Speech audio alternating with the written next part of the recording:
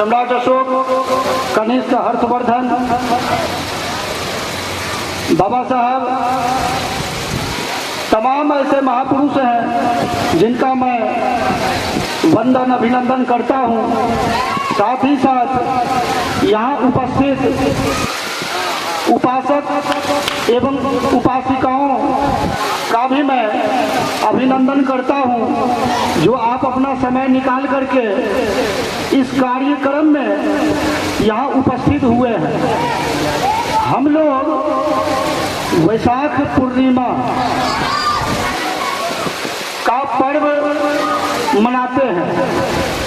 यहाँ पर लिखा हुआ है त्रिविध। तथागत बुद्ध को ही वैशाख पूर्णिमा के दिन जन्म हुआ, बच्चे जो खेल रहे हैं, और फिर इसी दिन उनको बोध गया में ज्ञान प्राप्ति हुई, और इसी वैशाख पूर्णिमा के दिन उनका देहावसान हुआ, महापरिनिर्वाण हुआ। और ये तीन घटनाएं तथागत बुद्ध के साथ जुड़ा हुआ है। जितने भी तथागत बुद्ध के अनुयायी हैं पूरे दुनिया भर में इस महत्वपूर्ण दिन को उत्सव के रूप में मनाते हैं। संयुक्त राष्ट्र संघ किसी भी धर्म के संस्थापक की जयंती नहीं मनाता है, सिर्फ तथागत बुद्ध का जयंती मनाता है। 2000 ईस्वी से तथागत बुद्ध की जयंती संयुक्त राष्ट्र संघ के द्वारा मनाया जा रहा है।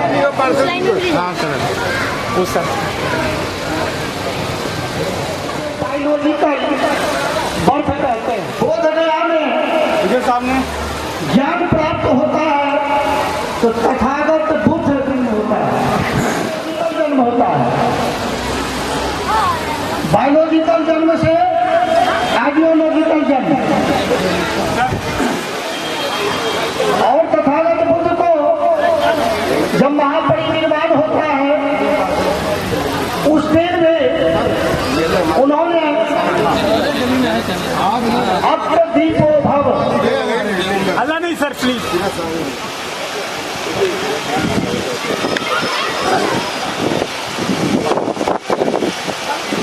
को संदेश दिया, अपना दीपक स्वयं बनो, यानी अपना गुरु स्वयं बनो। बाद में रविंद्रनाथ टैगोर ने कहा एकला चल बोरे। चले वो सामने इधर देखिए, इधर घुमाइए। विचारों को अलग अलग महापुरुष ने अलग अलग बातों में कहा। तो तथागत बुद्ध के बायोलॉजिकल संतान इंडिया के लोग हैं, और उनका जो आइडियोलॉजिकल संतान है वो चीन जापान है। इंडिया के लोग आइडियोलॉजिकल संतान वर्तमान में नहीं बन सका, और जिस देश ने बुद्ध का आइडियोलॉजिकल संतान बना वह देश देखिए आज कहां पहुंच गया। और भारत के बायोलॉजिकल संतान जो आप लोग बैठे हुए हैं, इसको पता नहीं है कि हमने क्या खो दिया, अब उस देश ने क्या पा लिया। आज भी चाइना, तिब्बत और जापान के डिक्शनरी में जब उसके डिक्शनरी को खोल करके देखेंगे तो उसके डिक्शनरी में यह लिखा हुआ है, भारत का अर्थ स्वर्ग। भारत का अर्थ स्वर्ग आसमान में ढूंढते हैं। देखिए उसके डिक्शनरी में आज भी लिखा हुआ है स्वर्ग। फाहियान जब भारत आया था उस समय में ताओ चीन भी भारत आया था, और जब वह पाटलिपुत्र पहुंचा उसको फाहियान, मैं भारत से अब नहीं जाऊंगा, यदि कोई पुनर्जन्म होता होगा तो मैं पुनः चाहूंगा कि मेरा पुनर्जन्म भारत में हो, अन्यथा कहीं और नहीं हो। या ताओ चीन ने अपनी विचार रखा भाईजान के सामने। आज भी भारत का जो नालंदा विश्वविद्यालय है, उस नालंदा विश्वविद्यालय के तर्ज पर चीन में नालंदा विश्वविद्यालय बनाया गया है। और उस नालंदा विश्वविद्यालय में बुद्धिज्म की पढ़ाई और पाली भाषा की पढ़ाई चाइना में होता है। जापान के ओसाका में नालंदा विश्वविद्यालय को बनाया गया, लेकिन इस भारत में वह नालंदा विश्वविद्यालय को पुनर्जीवित करने का काम नहीं हो रहा है।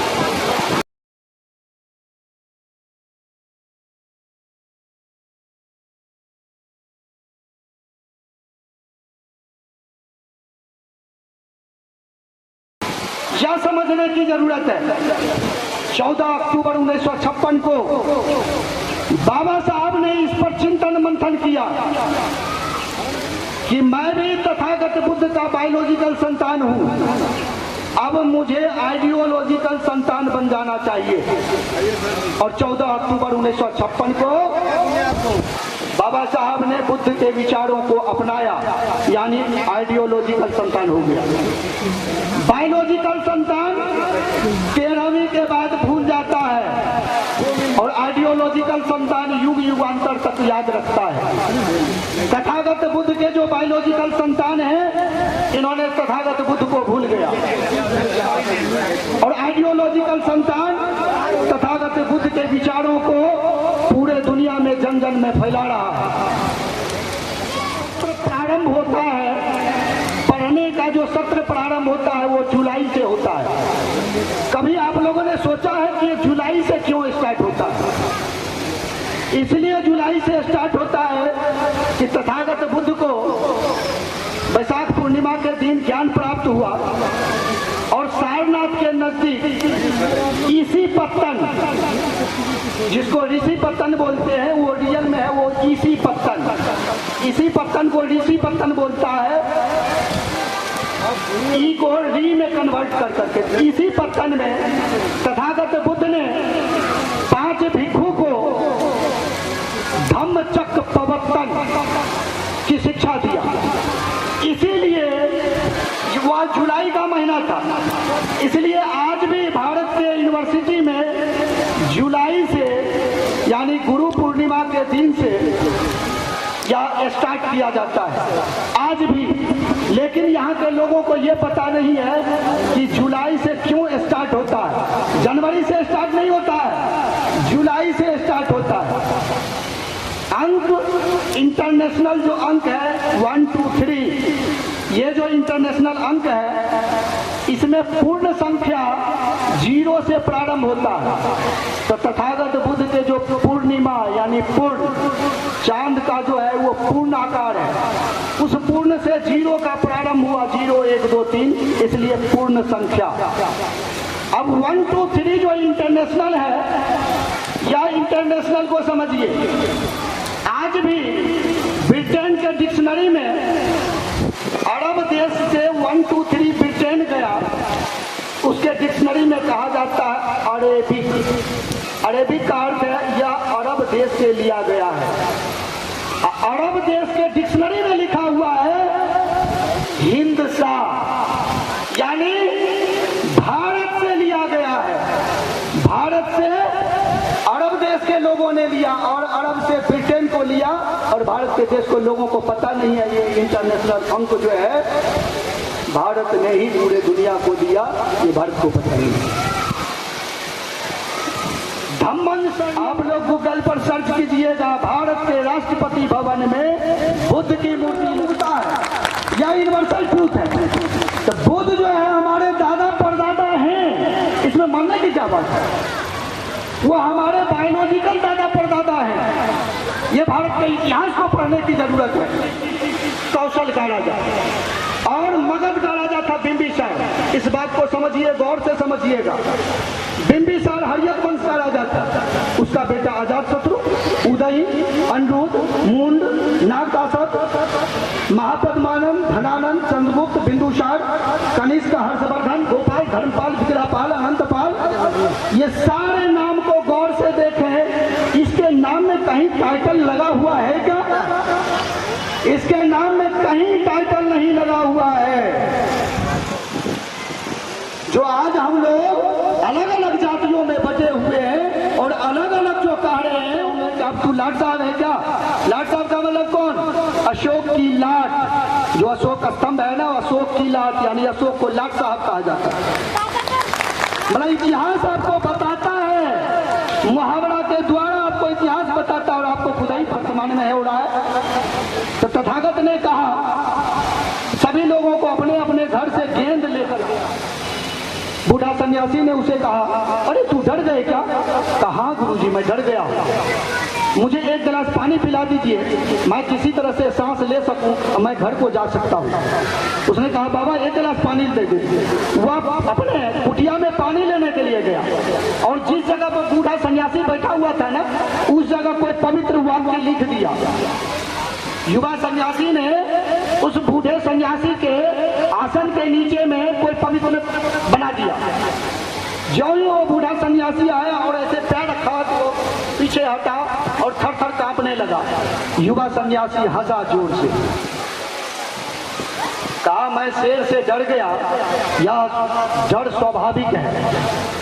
मैं किसी दिन निर्वाण को प्राप्त हो भी जाऊं, लेकिन आप कभी निर्वाण को प्राप्त नहीं होंगे, क्योंकि मैं इस जगह लिख दिया ना, वो लिखने से आप भयभीत हो गए, क्योंकि आप में जो आर्टिफिशियल जो भय पैदा है, वो आर्टिफिशियल भय से मुक्त ही नहीं हो सके आप।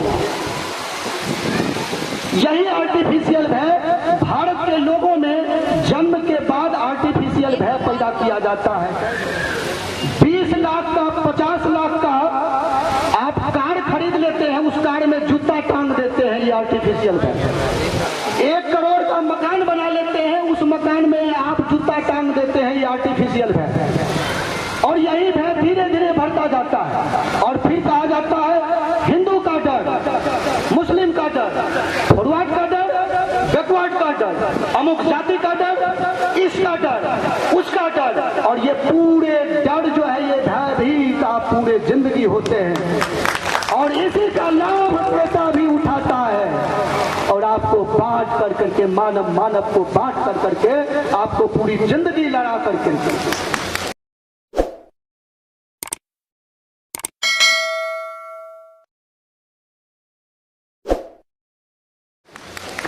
मिलिंद पन हो नागसेन का एक संवाद है। उस संवाद में कहा, मिलिंद राजा ने नागसेन से पूछा, भंते धर्म का लोप कब होता है?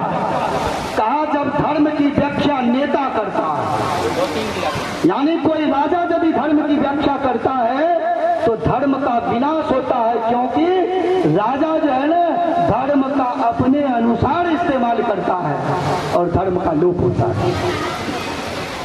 और भारत की स्थिति यही है, भय मुक्त ही नहीं होता है भारत। और जब भय मुक्त होगा तब विज्ञान का जन्म होगा। पूरे दुनिया में 2 ही संस्कृति है, एक विज्ञानवादी और दूसरा अंधविश्वासी। तथागत बुद्ध ने दुनिया को तर्क करने की शक्ति दिया। तथागत बुद्ध ने कहा किसी भी बात को इसलिए मत मान लेना कि स्वयं मैं कहता हूं, और किसी भी बात को इसलिए मत मान लेना कि बहुत लोग मानते हैं, और किसी भी बात को इसलिए मत मान लेना कि परंपराओं से चली आ रही है, बल्कि उस बात को मानने से पहले तर्क के कसौटी पर खरा उतारने की कोशिश करना। यदि लगे कि तुम्हारे हित में है तो मानना, अन्यथा नहीं मानना। इसलिए जब तथागत बुद्ध ने सील दिया तो लोगों को कहा कि सील का पालन करो और तर्क करो, तब कहलाया तर्कशील। और सील का पालन करो और विवेक का पालन करो तो कहलाया विवेकशील। और सीलवान, वान मीन्स होता है कृष्णा, कृष्णा समाप्त करो और सील का पालन करो तो सीलवान कहलाया। ये शब्द जानना जरूरी है कि ये कैसे बुद्ध से जुड़े हुए शब्द हैं। सीलवान, तर्कशील, विवेकशील, और ये सभी जब स्टार्ट हुआ समझ लीजिए, जिस समय में शुरुआती दौर मानव भी जंगली जानवरों की तरह रहता था, ये रहता था मान में, इसलिए मान में रहने के वजह से यह मानव कहलाया, जंगली जानवर की तरह से रहता था। फिर जब बुद्धि का प्रयोग किया और मान में रहा, तब बुद्धिमान कहलाया। मान में रहा और बुद्धि का प्रयोग किया तो बुद्धिमान कहलाया। अब जीविका की खोज में गया और बुद्धि का प्रयोग किया तो बुद्धिजीवी कहलाया। मानव, बुद्धिजीवी, बुद्धिमान। अब इसी में चालाक लोग आए दुनिया में, जिसने कहा धरती पर दो व्यक्ति पैदा लिया, आदम और हव्वा। आदम के संतान को आदमी और मनुष्य में बांट दिया गया। इसलिए जब मैं प्रस्तावना को पढ़ रहा था तो मैंने गौर किया, इसमें मनुष्य और आदमी क्यों नहीं लिखा हुआ। तब मुझे समझ में आया कि भारत का संविधान तो मानव के लिए है, इसलिए इसमें आदमी और मनुष्य नहीं लिखा हुआ, मानव लिखा हुआ, नागरिक लिखा हुआ। तब मुझे आश्चर्य हुआ कि इसमें हम भारत के लोग में कहीं पर मनुष्य और आदमी शब्द का उल्लेख नहीं है। पूरे दुनिया में धम्म का प्रकाश फैलता हो उस देश का नाम भारत। बुद्ध के नाम पर कई देश का नाम है। श्रीलंका का पुराना नाम है सीलन। सीलन का मतलब है जिस देश में लोग सील का पालन करते हैं, उस देश का नाम सीलन। चाइना, तथागत बुद्ध का जो मेडिटेशन है, विपश्यना है, उसको बोलते हैं ध्यान, हिंदी में ध्यान। अब चाइना में गया तो यही हुआ चांद, तो चांद से चाइना बना। तिब्बत को बौद्ध देश कहते हैं, कनिष्क में बोधो कहा। बौद्ध देश का मतलब बुद्ध का देश, चीन का, तिब्बत का। जापान में बौद्ध को फिर परिष्कृत करके वोट का, जैसे बिहार के लोग वोट को कहते हैं वोट देने गया, उसी तरह से बौद्ध को वोट का वोट, भूटिया, भूटान, चीन, बुद्ध के से कई देश इस तरह से उनके नाम को आया। आज भी आपको समझने की जरूरत है, आपके धरती को दुनिया के कई देश धो रहा है और आपको खुद ही पता नहीं है कि हमने क्या खो दिया, क्या खो दिया, ये हमको खुद ही नहीं पता है।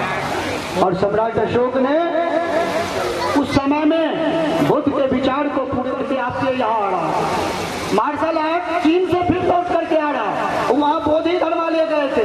बोधि धर्मा के चाइना में बहुत सारे मंदिर बने हुए हैं, बहुत सारे मंदिर बने हुए हैं चाइना में, लेकिन भारत को पता नहीं है ये मार्शल आर्ट भी किसकी देन है, आपके दादा परदादा की देन है। इसीलिए इस बात को समझने की जरूरत है। यहाँ पर आए हुए बहुत सारे आगंतुक हैं जो बहुत विद्वान हैं।